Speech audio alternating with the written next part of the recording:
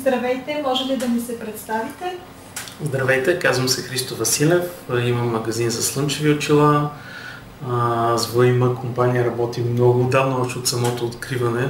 Не знам вече коя година беше това. Много отдавна. Горе-долу 5, 6, 10. Повече.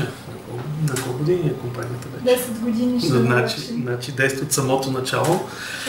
Имам 2 грамоти за лоялен клиент. Първата година ползвах отстъпка за доведени нови клиенти. Винаги съм ги препоръчвал. В общи линии, какво да кажа за компанията, вършим и изцяло всичката счетоводна работа, включително и адвокатски услуги. Става въпрос за регистрация на фирми, евентуално за закриване, въпреки че до сега не ми се случва да закривам фирми, само да откривам фирми. Чудесно, дано не ми се случва и за напред. Не знам, ще видим. Всъщност ползвам изцяло техните съвети, мога винаги да разчитам на съвети. А как се общува с счетоводителите от ВИМА компания? Аз общувам най-вече по телефон. В общи линии няма оплаквания. За всичко, за което съм потърсил, винаги съм получавал отзивчив отговор. В общи линии, наистина това, което ме интересува в рамките на деня, максимум на 2 дни, получавам адекватния отговор и няма оплаквания. Може ли да споделите с нас някаква ситуация, в която според вас служителите на ВИМА компания са изиграли съществена роля, за да бъде разрешена по благоприятен за вас начин? Най-важното, което се сещам е, че края на по-миналата година ми направиха проверка в магазина, която проверка прерасна в ревизия. Всичко това нещо се точи близо 1 година. Естествено, без помощта на ВИМА компания нямаше как да се справя. В общи линии,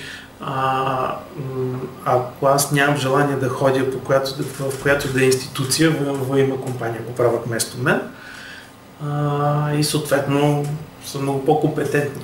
Аз не мога да обясня как точно съм купил счетоводил и така направено, като в случая пред данъчите и пред данъчите изцяло ВИМА компания се прави.